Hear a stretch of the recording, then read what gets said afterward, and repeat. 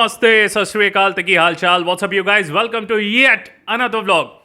So, on this vlog, we have another special guest today. We have someone very special. We have celebrity manager Ashok Srivastav ji. Ashok ji, welcome to the vlog.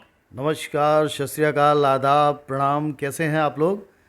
Sir कि अगर आप celebrity management की list देखेंगे तो आपका reaction होगा जो मेरा था कि oh my god. So we'll talk to him about how is it being a celebrity manager and a lot more stuff. Stay tuned. Ashok ji, स्वागत है आपका.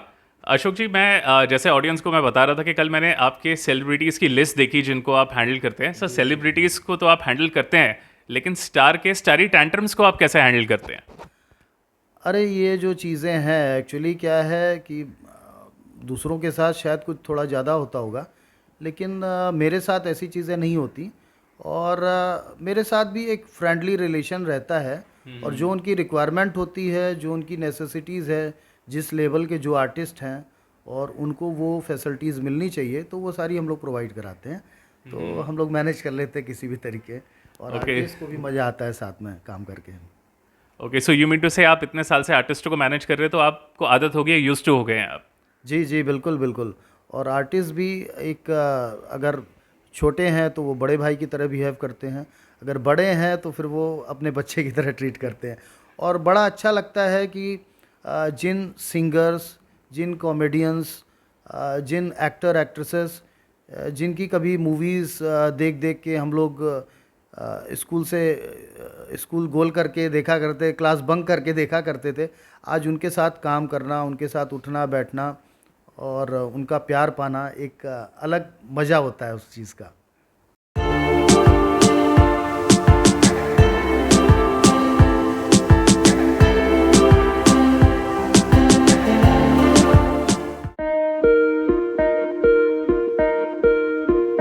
सर, ये तो हो गई सेलिब्रिटीज़ की बात. आप अपनी जर्नी के बारे में बताइए. आपकी जर्नी इस इंडस्ट्री में कैसे शुरू हुई? आप कहाँ पले बड़े और कैसे आए इस इंडस्ट्री में? ऐसा है कि विशाल जी, मैं इंडस्ट्री में तो अपनी एजुकेशन ख़त्म करने के बाद आया। और हम लोग रहने वाले बेसिकली यूपी गंगा किनारे वाले छोरे हैं। अरे वाह. और यूपी कानपुर के रहने वाले हैं। वाह. और कानपुर तो आपको पता है कि मसाला, बिल्कुल, गुटखा गुटखा सिटी, पान पराग। तो वहाँ पे बॉर्न एंड बॉटअप और पढ़ाई लिखाई करके फिर एक जॉब, एक नया जीवन शुरू करना, मतलब जन्मभूमि हो गई और दूसरी कर्म भूमि।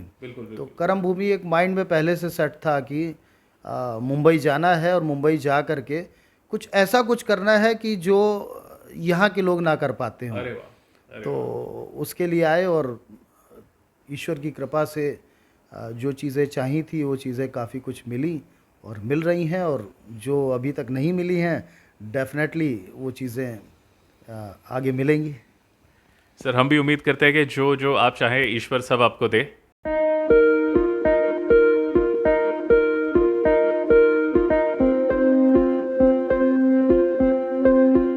सर, सितंबर में हमें एक बहुत ही दुखद समाचार मिला राजू भाई के बारे में कि राजू भाई इज़ नो मोर. वो हम सब के शायद ही कोई हिंदुस्तान में होगा जो, या हिंदुस्तान क्या वर्ल्ड ओवर, जो उनको पसंद नहीं करता होगा. आपकी उनसे एक पर्सनल एसोसिएशन रही है. तो आप बताइए, राजू भाई जितने फ़नी थे ऑन स्क्रीन हमको दिखाई देते थे, क्या पर्सनल लाइफ में भी उतने ही फ़नी थे? बताइए, कुछ उनके बारे में थोड़ा बताइए. राजू भाई के बारे में अभी इस समय बोलना, चूँकि अभी हम सब we are also still in shock. अभी तक हम ये चीज़ पचा नहीं पाए कि राजू भाई हमारे बीच में नहीं हैं, क्योंकि उनका ना रहना हमारे लिए और पूरे दुनिया के लिए, पूरे वर्ल्ड के लिए, फिल्म इंडस्ट्री के लिए, कॉमेडी जगत के लिए एक बहुत बड़ी क्षति है। और वो क्षति कभी पूरी नहीं होगी, क्योंकि उनको हिंदुस्तान में द मैन ऑफ ऑब्जर्वेशंस के नाम से जाना जाता था। क्योंकि उनकी जो कॉमेडी विधा थी, जो तकनीक थी, वो सबसे अलग थी। मतलब वो बेजान चीज़ों के बीच से कॉमेडी निकाल लिया करते थे। ये लोकल ट्रेन में चढ़ना उतरना लोगों का, फिर पंखा लोकल ट्रेन का वो कैसे कर रहा है, घर में फ्रिज कैसे, क्या सोच रहा है, क्या वो कह रहा है, फिर शादी बारात में कैसे लड़की की विदाई हो रही है, कैसे आदमी खाना खाने के लिए वेट कर रहा है। इनफैक्ट जब वो कुछ नया स्किट बनाते थे, कुछ नया लिखते थे अपने लिए, और फिर उस पे जब वो एक्ट करते थे तो सबसे पहले हम और फैमिली मेम्बर्स जो होते थे उनके, जी जी जी, सिर्फ वो पहले दर्शक होते थे, पहली उस चीज़ ऑडियंस के होती थी। पहली ऑडियंस वही होती थी। और उसके बाद वो फिर उसमें अपना स्किट में और थोड़ा चेंजेस करना या क्या करना या पंच लाइन क्या आना, वो सब चीज़ें वो करते थे। वाह और he was very down to earth. वाह, जैसे वो इस इंडस्ट्री में आए थे और करीब करीब 40 साल उन्होंने इंडस्ट्री में काम किया। रियली कमाल उनका की शख्सियत। जाना जो है वो हम लोग कभी भुला नहीं पाएंगे। और हमने अपना गॉडफादर, अपना गार्जियन मिस किया, क्योंकि आज 28 ईयर्स से हम अरे साथ में थे, अरे 28 वाह, साल से। और उनके साथ साथ मैंने उनकी उंगली पकड़ करके इंडस्ट्री की ABCD देखी और सीखी। अरे वाह, और उनकी वजह से ही आज बॉलीवुड में, चाहे वो सारे स्टैंड अप कॉमेडियंस हों, उनके साथ में फैमिली रिलेशन है, अरे वाह, चाहे वो प्लेबैक सिंगर्स हों, अरे उनके वाह, साथ में भी वो एक अपनापन लगता है और वो भी अपना समझते हैं। अरे वाह, इसी तरीके एक्टर एक्ट्रेसेस हैं जो कि अच्छे से बात करते हैं हमेशा। और चाहे वो क्रिकेटर हों, अरे वाह। तो ये सब चीज़ें हैं, बहुत कुछ उनसे सीखने को मिला। राजू भाई के बारे में और क्या कहें, मैंने उन पर एक ब्लॉग भी बनाया था, आपने देखा ही होगा। बस एक ही बात कहेंगे कि राजू भाई, we love you and we miss you.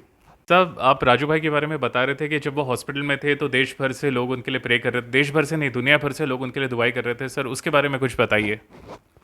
जी हाँ, वो बहुत हमारी ज़िंदगी का सबसे दुखद पहलू रहेगा, क्योंकि वो जो 42 डेज़ वो हॉस्पिटल में वेंटिलेटर पे थे, तो हिंदुस्तान में तो सब जगह पूजा पाठ चल ही रही थी, उनके घरों में चल रही थी। भाई कैलाश खेर जी अपने घरों में पूजा करा रहे थे, उनके बम्बई के घर में, दिल्ली के घर में, कानपुर के घर में, लखनऊ के घर में, बाबा रामदेव जी हरिद्वार में पूजा पाठ करा रहे थे। जी जी, तो वो सब उनके नाम पे हो रहा था। In fact I was receiving so many calls from USA, Canada, Australia, New Zealand.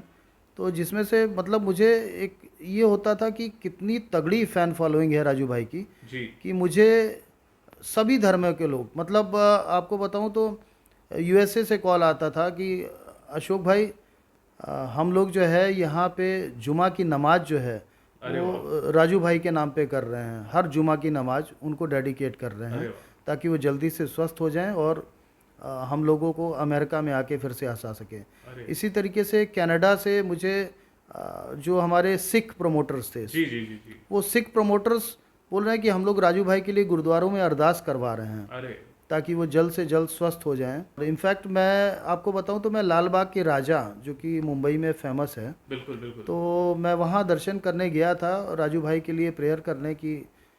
In fact और भी बहुत सारे मंदिरों में हम लोग गए।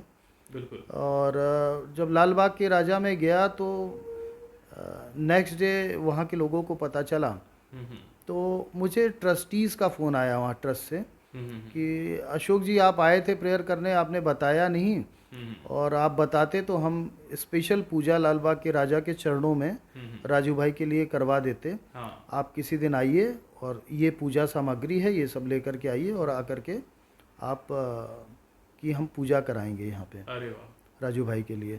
तो इनफैक्ट मैं गया और पूजा सामग्री लेके, और जैसा उन्होंने बोला, उन्होंने पूरा अच्छे से विधि विधान के साथ पूजन पाठ किया।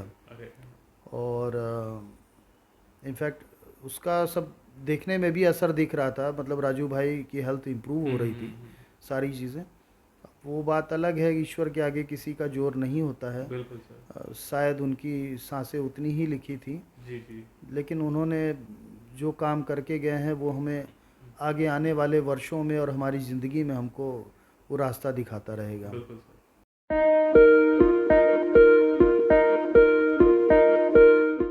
सर, क्योंकि आप इंडस्ट्री में इतने साल से हैं और जो लड़के या लड़कियां इंडस्ट्री में नए आना चाहते हैं, उनके लिए आप क्या एडवाइस देंगे?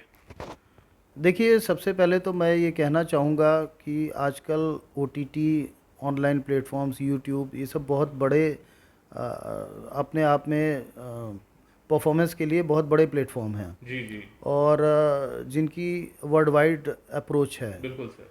और मगर मैं ये चाहता हूँ कि आप लोग सब जो भी आर्टिस्ट एक्टर एक्ट्रेस बनना चाहते हैं, सबसे पहले अपने अपने अपने गांव में, अपने अपने शहर में, अपने अपने जहाँ पे रहते हैं वहाँ पे भी बैठ करके आप अपना कंटेंट बना करके उसको पब्लिश कर सकते हैं। बिल्कुल सर। और ये नहीं कि सीधे मुंबई आ गए कि थोड़ा सा अच्छे दिखे या अच्छा गाना गाते हैं या अच्छा डांस करते हैं तो मुंबई में आ गए, क्योंकि यहाँ आज की तारीख में स्ट्रगल जो है वो पहले जैसा नहीं है, बिल्कुल। बहुत टफ हो गया है प्रोडक्शन हाउसेस में। हम्म। और डेफिनेटली तो आप लोग अपने प्लेटफॉर्म पे वो अपना जो भी है आपका, आपकी जो क्वालिटी है, जो आपका एक्टिंग स्कोप, आप वो स्कोप दिखाइए अपना वहाँ पे, बिल्कुल। टैलेंट दिखाइए और वो टैलेंट ही आपको लेकर के आगे आएगा डेफिनेटली, और वहाँ से ही आपको प्रोडक्शन हाउस में काम मिलेगा। अरे और जो भी काम कीजिए वो ये ध्यान में रख कर के कीजिए, फैमिली ऑडियंस के लिए कीजिए और ऐसा काम कीजिए कि आप अपनी फैमिली के साथ खुद भी बैठ करके जी, अपने बिल्कुल सर। अपने प्रोजेक्ट को, अपने शो को एंजॉय कर सकें, बिल्कुल सर। है ना। तो बस इसी तरीके से, बाकी दुनिया बहुत बड़ी है, ऊपर देने वाला बहुत कुछ देगा। तो sir we had a great time talking to you. हमको आपके साथ बात करके सर बहुत मज़ा आया। आप बताइए आपको कैसा लगा? मुझे भी आपके साथ काम करके, और जो आपने मुझे इनवाइट किया और इतने सारे अच्छे अच्छे सवाल पूछे, तो विशाल जी बड़ा अच्छा लगा। और डेफिनेटली इसी तरीके से आप अपना एक्टिंग टैलेंट, अपना सिंगिंग टैलेंट दिखाते रहिए लोगों को, और वो दिन दूर नहीं कि जिस दिन आपको आपकी मनचाही मंजिल मिलेगी। अरे वाह। Wish you all the best. Thank you sir. और आप लोगों को ये ब्लॉग कैसा लगा आप हमें बताइए। अगर इस तरह के और ब्लॉग्स चाहिए तो then also let us know. तब तक सर आप भी बोल दीजिए। हाँ, स्टे ट्यून, आप देखते रहिए विशाल जी को। So like, share, subscribe, take care, sleep well and डालियोस।